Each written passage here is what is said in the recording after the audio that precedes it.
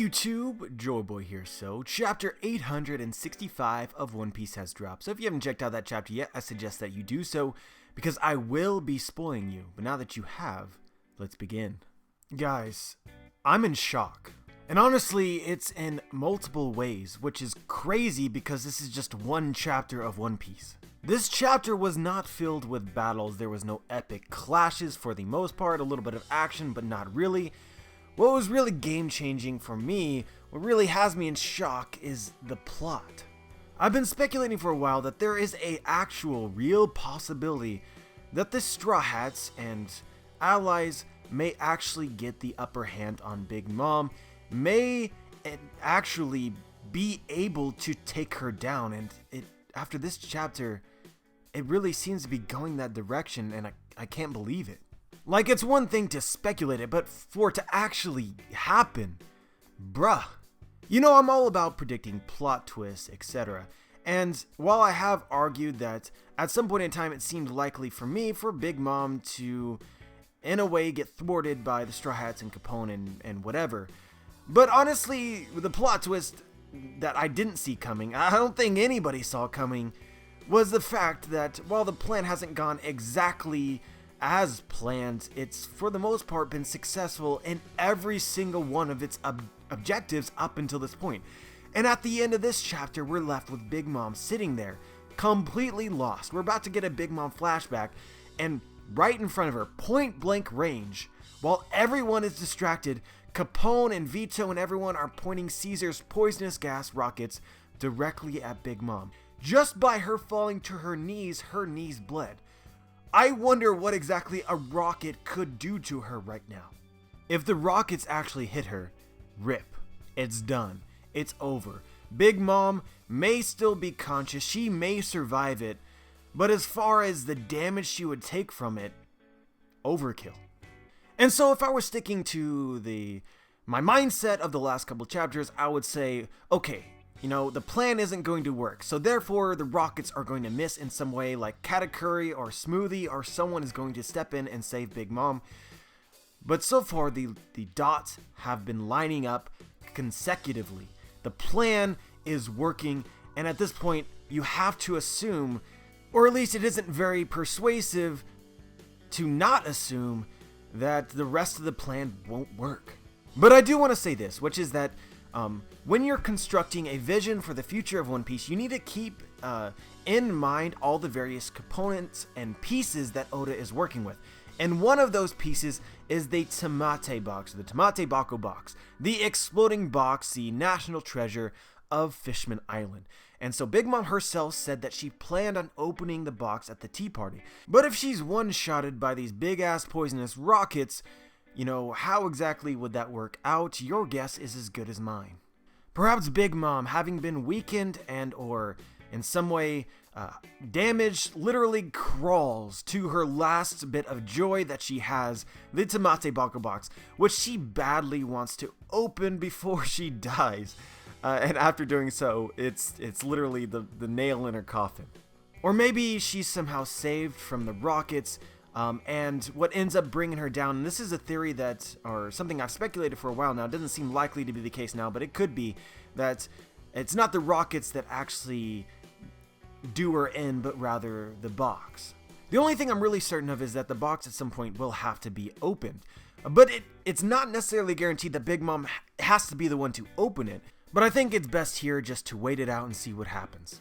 But you know, guys, this isn't even what I really want to talk about. What I want to talk about more than anything else is actually what happened at the very end of the chapter. We got a very, very huge reveal that almost essentially guarantees confirms a huge theory that I talked about, that I've been supporting for some time.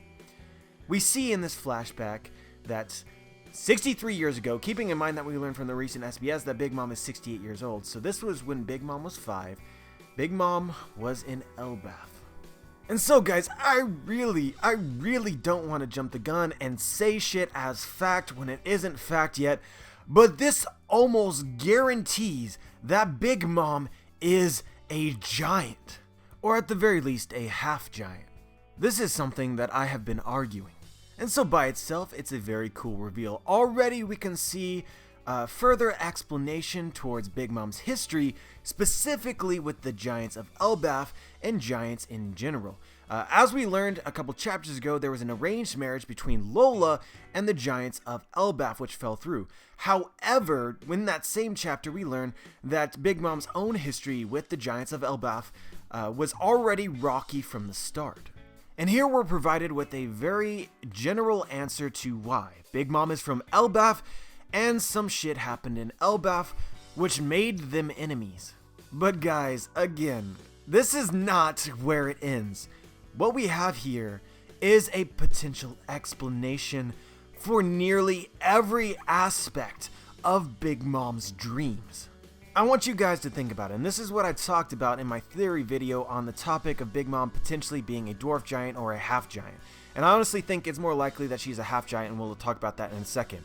But if Big Mom is a giant who lived in Elbaf in her youth, grew up in Elbaf, what is unique about her? Well, Big Mom is incredibly small for a giant. And at this point, the light bulb should go off. Big Mom specifically dreams of, in some way or another, allowing for all of her children to be this same height. And so many people thought at the time that was revealed, oh wow, Big Mom is crazy again. What kind of mental dream is this?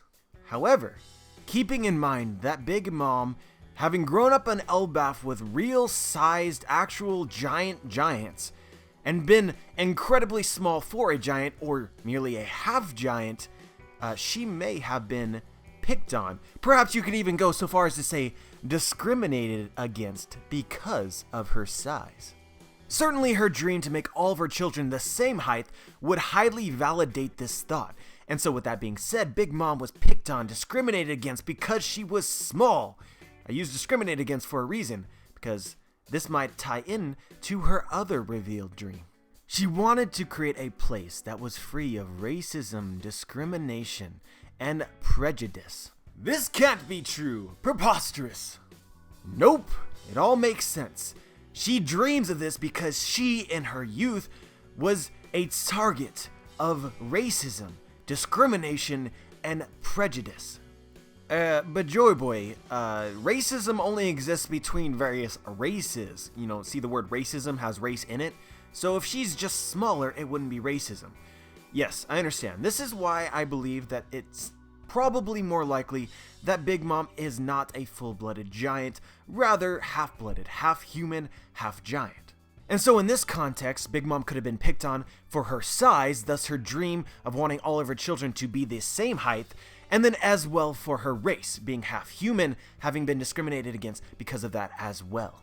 But all I really want you to understand, guys, is that this makes it incredibly likely that Big Mom's dream and Totlin and everything like this is not a facade. It is really what Big Mom desires. And so I won't go on too long about this, but if the Straw Hats do end up defeating her, people will be sad. This would highly support many of my thoughts on Big Mom if this ends up being the case. But holy damn, we're 8.5 minutes into this video and we need to talk about other things. Let's talk about Mother Carmel. The end scenes with Big Mom realization that the portrait of Mother Carmel was destroyed are pretty damn ambiguous, and it's hard to decipher what's going on here. But one of my major takeaway points from this whole situation is that Big Mom very clearly cares deeply about Mother Carmel. Like, she's straight shook right now. And on one hand, from the dialogue that I'm reading here, it sort of gives me the impression that she might already be dead. Like when Big Mom thinks, "Hey mother, where are you going? Did you disappear so suddenly?" It makes me believe that this portrait was the last thing Big Mom had to remember her by. Like essentially destroying the portrait destroyed Mother Carmel. But simultaneously you could read this as Mother Carmel having left Big Mom. Where are you going? Did you disappear so suddenly? Could be that Mother Carmel essentially abandoned Big Mom. And then so we're going into Big Mom's flashback in the next chapter, it would seem. And so this should in some way add up to Big Mom's memories of Mother Carmel. We should learn more about her and her relationship with Big Mom. But Mother Carmel is a human, and Elbaf is a land of giants. So does the Mother Carmel story tie in with Elbaf, or does that come later? Going back to the idea that Big Mom is perhaps half giant, half human, and half giant, is Mother Carmel in fact Big Mom's actual mother? And to head off any stupid comments about giant and human, how that would work, in the bedtime, there are actually very small giants, like Bastille, who is part of the Marines, is a giant who is approximately the size of Big Mom. And so that would seem a little bit more reasonable if you know where I'm going. And another thing that I want to draw your attention to is Big Mom's line as well at the very end of this chapter. Everyone here, they won't listen to me. And so this actually ties very well with some things that Big Mom has said to Pudding. And potentially at other points in time in this arc, which is essentially she's asking people to listen to her. Pudding, you won't go wrong if you just listen to me. I believe there's something of importance here, but I can't really put my finger on its overall scope. And fuck guys, we're 11 minutes into it, and there's so much more to talk about. But I really gotta talk about Sanji. I should have said this earlier, honestly. People are probably gonna be mad at me. But holy damn, when Sanji comes back, saves the Vinsmoke, he's sitting there looking at Judge, looking all fierce, as, like, what? Like, yeah, I just saved you, what you gonna do about it? Judge, in shock, still has, like, snot running down his nose, tears in his eyes, so much satisfaction. But unfortunately, we're kind of left with essentially our thoughts from beforehand. Sanji would end up saving the Vinsmoke. What is really curious to me is what will happen next. And I don't really see any clues from this chapter. The only thing that I could potentially argue as a clue is that it seems as though Carrot and Nami and Chopper provided the Vinsmokes with their raid suits, which essentially implies, assuming that Oda hasn't wasted her time by showing us this, that the Vinsmoke at some point will need to fight. So after this chapter, some may argue, well, the plan's gonna go all the way, right? The Straw Hats and Capone are going to shoot Big Mom, they're going to kill her, and then they're going to run away through the mirror that Caesar is carrying around with Brûlé. But I think the Vinsmoke getting these raid suits almost practically guarantees that the story will not end even after Capone fires the rockets. So I think we definitely will get chapters of the Vinsmoke actually fighting. But the question still is who, and it would, no real clarification on that. But now I really want to talk about Big Mom's scream, or Conqueror's Haki, or whatever is going on here. Holy damn! She created a shockwave. It's like a blast of just sound. Now guys, if this was just purely Conqueror's Haki, we could be seeing here the future of Conqueror's Haki in the story. This is something that actually I was reminded of recently by Revujo, who sent me an email essentially asking me if there's any significance towards, like, when we saw in Dressrosa, when Luffy clashed with Don Chinjao and Doflamingo with Conqueror's Haki, there was a lot of just sort of spatial disturbance that happened, and so this could be an extension of it, or like the final form of it. But at the same time, there's this alien-like shriek, so I'm not certain if what Big Mom is doing here is purely Conqueror's Haki, or she's also in some way using an ability of her devil fruit. We do need a little bit more clarification, however, what we saw from this chapter was just insane. Going back to the Vinsmokes for a moment, one very small detail that I found very curious about this chapter was Ichiji's reaction to what was going on. I always like to look at those random thought bubbles or text bubbles that just include the ... and Ichiji had one after this chapter. We can see that he was given his raid suit, and he's clearly shocked, and then in the scene afterwards, we see him thinking. What he's thinking about, though, I have no idea. Also, quick aside, Reiju is definitely Beiju. Her face after this chapter highly reminded me of her mother, and it makes me love her even more.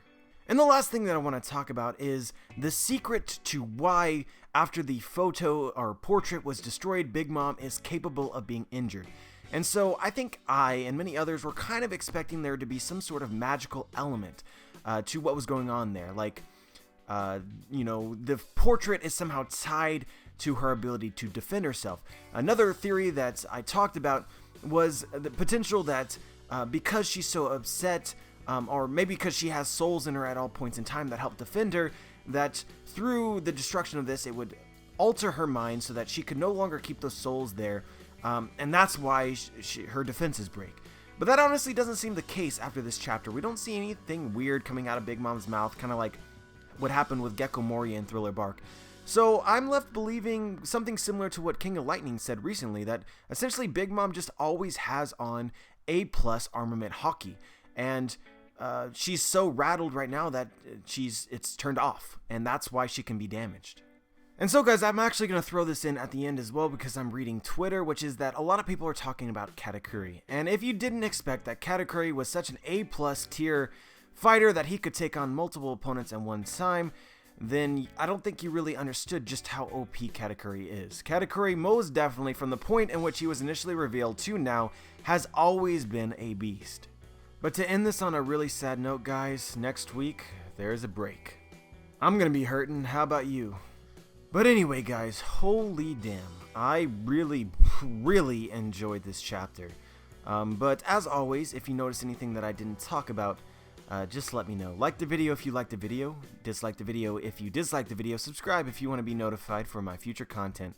And as always, guys, have a wonderful day.